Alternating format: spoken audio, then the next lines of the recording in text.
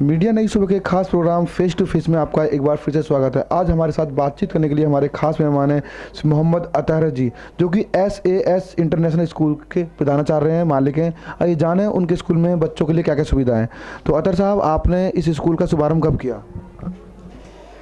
इसकी शुरुआत जो है 2013 में की गई है, 13 के आसपास। तो अभी आपके स्कूल में कौन सी क्लास तक की शिक्षा दी जाती है?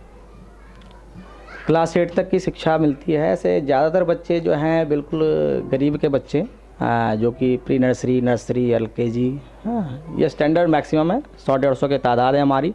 बाकी कुछ ऐसे भी गरीब के बच्चे हैं जो चाहते हैं कि एजुकेशन को पाएँ, है ना, आगे बढ़ें, तो उनके लिए व्यवस्था की गई है। तो गिने चुने 1, 2, 5 ऐसे करके हर क्लास से मिलेंगे और क्लास 8 से ऊपर नहीं जाते हैं। तो मान्यता आपकी कौन सी क्लास तक की है और कब मिली थी मान्यता? मैं बता दूं, जहां तक मान्यता का सवाल है तो मान्यता के लिए हम लोगों ने अप्लाई कर रखा है ऑलरेडी, और उसकी मान्यता का सब चीज़ में पैसे की ज़रूरत पड़ती है। आपको तो मालूम ही है, आप मीडिया में हैं खासकर। और यहाँ 200-250 रुपये की फ़ीस से हमने स्टार्ट करी है, तो समय तो लग जाता है। ज्ञान को हमने परिपक्व किया है और मान्यता के लिए जो है हम लोग प्रयासरत हैं और इसकी बात चल रही है ना, जो कि आगे बढ़ाएंगे। तो टोटल अभी कितने बच्चे हैं आपके स्कूल में? अगर छोटे क्लास में हम लोग देखें तो LKG तक में जो बच्चे आते हैं, प्री नर्सरी, करीब 150 के तादाद वहाँ है। बाकी 40-50 बच्चे और हैं, 200 के तादाद हैं इतने समय में। अच्छा, अभी तक 200 बच्चे हैं आपके स्कूल में? जी जी जी बिल्कुल। तो कुछ फ्री बच्चे कम से कम कितने पढ़ रहे होंगे, कितने %? सर कहें तो आज के ज़माने में किराए पे हम देख रहे हैं, ये छोटी सी बिल्डिंग जो आपने पूछा कि कितने यार्ड में है, सारे किराए पे हैं और 250 रुपये की मंथली फ़ीस ली जाती है बच्चों से। और उसमें कोशिश होती है कि जितना ज्ञान हम दे सकें, इंग्लिश मीडियम से सब कुछ दे सकें, तो ये फ्री ही समझ के चलिए, वरना 400, 500, 1000 की फ़ीस दुनिया ले रही है ना, जो अपने आप को मान्य कहलाती हैं। तो उस हिसाब से हमने कोशिश किया कि कोई बच्चा रोड पर ना दिखे, मुझे रोड पे चलता हुआ ना दिखे, क्योंकि आज के डेट में शिक्षा को जिस तरह से बिज़नेस के रूप में लिया गया है, वो मिशन हमारा नहीं है। हमारा मकसद है बिल्कुल एक इंसान तैयार करना, वो इंसानियत हो जिसके अंदर की एजुकेशन बहुत ज़रूरी है। इंसान बनाने की बात हम कर रहे हैं, तो बिना एजुकेशन, वो भी कंप्लीट सही एजुकेशन होना चाहिए। इंसानियत का पार्ट तभी वो कर पाएंगे जब उनके अंदर ये ज्ञान अच्छी तरीके से जाए। तो उन्हें रोड पे अगर बैठे रहेंगे तो क्राइम तो ऐसे ही बढ़ रहा है, जैसा कि आपने दिखाया भी है। मुस्लिम कौन क्राइम के बारे में बात करते हैं, बड़ी अच्छी टॉपिक है कि ये रोड पे रहेंगे। हमारे आदेश कहते हैं कि हम आज़ाद हैं और हम बहुत आगे बच्चों को डेवलप कर लेंगे सिस्टम के हिसाब से। 1 मिनट सुन लीजिए। तो ये बच्चे जो झुग्गियों में पढ़ने बैठे हुए हैं, जिनको कि अगर किसी का एडमिशन लेना होगा तो 5000, 4000 ये फ़ीस बनाते हैं लोग। अगर उस हालात पे हम लोग छोड़ दें तो शायद हम कहते हैं, या आप भी समझ सकते हैं कि क्राइम बढ़ेगी, क्योंकि बिना एजुकेशन के हम उसे कुछ और भी ज्ञान नहीं दे सकते। एक जानवर की तरह बैठा हुआ है ना। तो उस लेवल पे हम बता दें कि 200-250 रुपये के हिसाब से एक खर्च निकल जाए हमारे किराए का। मैं बता दूं तो फ्री सेवा तो हमने ऑलरेडी कर रखा है, आपके हिसाब से भी समझ। स्टार्ट करने के लिए क्या क्या प्राथमिकताएं होनी चाहिए? जी, स्कूल स्टार्ट करने के लिए जहाँ तक प्राथमिकताओं का तो ब्यौरा आप लोग खुद जानते हैं। बेसिकली अच्छे ज्ञान देने के काबिल जो हों और उस चीज़ को बच्चों के हद तक डाले जाएं, असल प्राथमिकता ये है और होनी भी चाहिए। अगर वो चीज़ नहीं दे पा रहे हैं सब मिलजुल करके भी, तो बेकार है। चाहे वो किसी मीडियम से बात करें, बहुत सारे स्कूल हैं, आप लोग इंटरव्यू लेते रहते हैं, जानकारी आपके पास होगी है। तो आपकी क्या योग्यता है? जी, हमारा जहाँ तक योग्यता का सवाल है तो मैं खुद मैकेनिकल इंजीनियर भी हूँ, है ना, और ग्रेजुएशन फिजिक्स ऑनर्स से कर रखा है ना। और साथ साथ जो है जॉब भी हमने करी है ना गवर्नमेंट से। जो स्कूल में बच्चे टीचर पढ़ा रहे हैं वो कितने पढ़े लिखे हैं, उनके पास कौन कौन सी डिग्रियां हैं जो टीचर पढ़ा रहे हैं? जी, जहाँ तक स्कूल के टीचर्स का सवाल है तो B.Ed भी किए हुए हैं, है ना। जो मैम खुद इसकी संचालिका है, खुद B.Ed हैं ऑलरेडी, है ना। और जो टीचर्स हैं एज पर रिक्वायरमेंट जो एजुकेशन है बच्चों की, नर्सरी क्लास से NTT वगैरह के भी बच्चे हैं, है ना।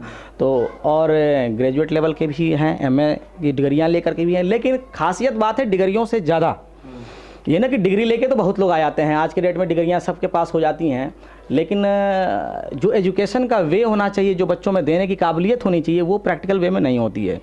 जिनको कि हम अपने स्तर से उन्हें तालीमियत के द्वारा, एक्सपीरियंस के द्वारा बच्चों को उस लायक तैयार करना कि अल्फ़ाबेट A अगर लिखना है तो A लिखने में भी, 1 मिनट, अल्फ़ाबेट A लिखने में भी जो है आपको बहुत सी चीज़ें जानकारी जो कि कैम्ब्रिज में बड़े बड़े स्कूल में वो सिखाए जाते हैं। उनके लेटर्स होते हैं कि स्लैंटिंग लाइन है ना जी, आपके राउंड लाइन या कर्व्ड लाइन कैसे बना करके आप राइटिंग को सुधार करते हैं, वो खुद ट्रेनिंग दी जाती है। उसके बाद वो तैयार होते हैं हमारी गाइडेंस में। अध्ययन बच्चे अच्छे होते हैं, आप चाहें तो हमारे बच्चों से भी, आप बच्चों छोटे छोटे बच्चे इंट्रोडक्शन वगैरह इंग्लिश मीडियम में, गरीबों के बच्चे जो झुग्गियों से उठ के आए हुए हैं, उनके साथ मात्र कम खर्च में। अच्छी बात है, आप शिक्षा पर अच्छा ध्यान। आपने एक टॉपिक दी थी, बड़ा अच्छा मुझे लग रहा है कि बेसिकली एजुकेशन पर पूरा फोकस किया जाए। सिर्फ मापदंडों से चलेंगे तो शायद हम फिर वहीं पर उतर के आएंगे जहाँ पे क्राइम को फिर से शुरुआत करी जाएगी। क्योंकि आज के डेट में कोई भी सरकार हो, किसी की भी सरकार हो, सब यही सोच रही है कि कैसे हमारा देश डेवलपमेंट पे आज नहीं डेवलप्ड हो जाए। और उसके लिए निहायत ज़रूरी है कि एक एक घर में शिक्षा होनी चाहिए। ग्रामीण बच्चे जिसको हम कहते हैं, बिल्कुल वो डरता है स्कूल को देख करके कि बिल्डिंग हमें उतनी बड़ी है, कहाँ से खर्च दूंगा, और पढ़ा नहीं पाता। ट्यूशन के भरोसे गाँव में इधर उधर भटकते पड़ते हैं, 200-150 लेकर के भी उनकी ज़िंदगी और टाइम बर्बाद करती है, जिस वजह से क्राइम को हम बढ़ावा दे रहे हैं, 100% बढ़ावा दे रहे हैं। और सुनिए, हेल्थ की रही बात, जब एक बच्चा एजुकेटेड होगा, 100% है, तो निहायत है कि जब थोड़ा सा एजुकेशन आएगा तो उसे सही गलत की पहचान होगी।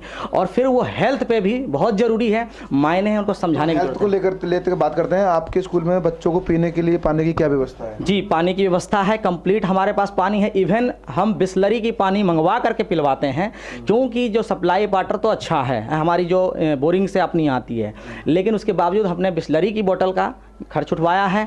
इवन अगर हो सके तो अपने पैसे के साथ साथ कभी ज़्यादा हो जाता है बच्चों की तादाद में, तो भाई कुछ पैसे माँ बाप भी शेयर करते हैं कि उसे पानी दिया जाए बढ़िया। और मैं समझता हूँ कि जब ये बच्चे बाहर से भी पानी पीते हैं, कहीं से पीते हैं, पानी की सुरक्षा बहुत सबसे बड़ी ज़रूरत की चीज़ है। तो बिस्लरी की पानी जब हम पीते हैं, सब पीते हैं, है ना, तो 100% उन्हें भी दिया जाए। तो बिस्लरी की पानी मंगा करके उन्हें पिलाई जाती है। अच्छा, ये बताइए, चलो पानी की हो गया, दूसरा व्यवस्था में बता दूँ, स्वास्थ्य को लेकर के लैट्रिन की व्यवस्था होनी चाहिए, सब चीज़ की व्यवस्था होनी चाहिए। वो कुछ दे रहे हैं आपको, ले लीजिए, है ना।